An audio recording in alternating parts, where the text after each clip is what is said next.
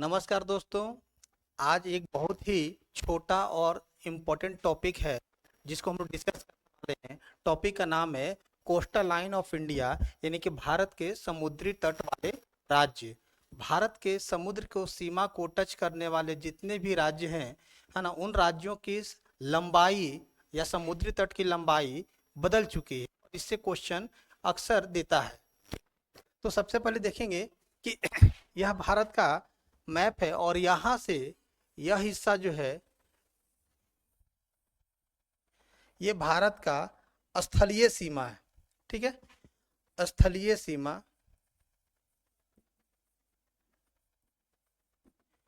और ये लंबाई आता है 15,200 किलोमीटर। ये पुराना डेटा है, ठीक है। हालांकि ये डेटा परिवर्तन नहीं हुआ है, 15,200 किलोमीटर। और यहाँ से लेकर यह हिस्सा जो होता है ये है भारत के समुद्री सीमा की लंबाई। तो इसकी टोटल लंबाई है 6100 किलोमीटर। इसकी टोटल लंबाई है 6100 किलोमीटर। लेकिन अगर अंडमान निकोबार और लक्षद्वीप को भी जोड़ लिया जाए तो टोटल लंबाई हो जाता है 7516.6 किलोमीटर। यानी कि भारत की कुल समुद्र तट की लंबाई 7516.6 किलोमीटर थी, जो अब बदल करके टोटल हो गई है 11,098 किलोमीटर। ये नया डेटा है और ये डेटा हर स्टेट में थोड़ा मोड़ा परिवर्तन हुआ है। तो पहला क्वेश्चन है कि भारत में कितने ऐसे राज्य हैं जो समुद्र तट को टच करते हैं। तो टोटल 9 राज्य हैं। कितने राज्य हैं? 9 राज्य समुद्र को टच करते हैं, समुद्र को छूते हैं। देखेंगे, पहला गुजरात, दूसरा महाराष्ट्र, तीसरा गोवा, चौथा कर्नाटक, पांचवा केरल, छठा तमिलनाडु, सातवां आंध्र प्रदेश, आठवां उड़ीसा और नौवां बंगाल। ये 9 राज्य है और 9 राज्यों से आपको डेटा से क्वेश्चन, जिसमें कि कम से कम 6 तो 100% आने हैं, ठीक है, जो किसी न किसी मामले में टॉपर रहे हैं। चलिए बारी बारी से देखते हैं, ठीक है, कि क्वेश्चन कौन कौन से हैं। पहले में सबसे लंबा समुद्री तट वाला ये राज्य था जो कि भारत के पश्चिमी तट का हिस्सा कहलाता था। और पूर्वी तट में सबसे लंबा समुद्र तट वाला राज्य था आंध्र प्रदेश, ठीक है। लेकिन ये डेटा चेंज हो गया है। चलिए नेक्स्ट क्वेश्चन देखते हैं, क्वेश्चन कैसे एग्जाम में आएगा।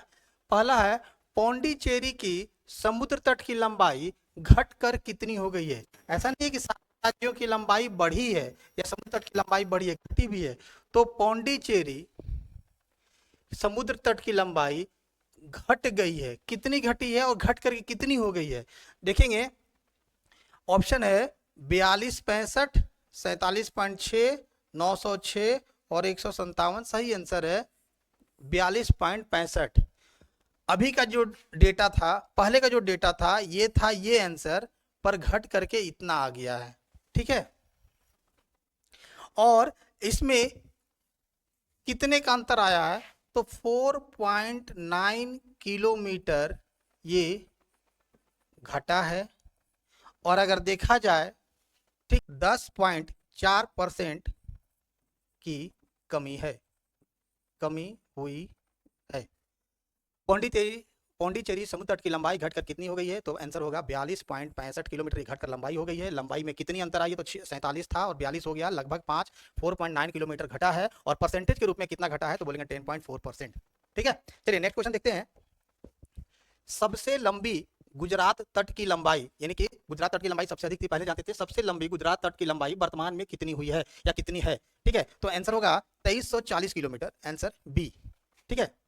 और पहले आंसर क्या था, 1214, 2340 किलोमीटर अभी है 1214 किलोमीटर था, ठीक है।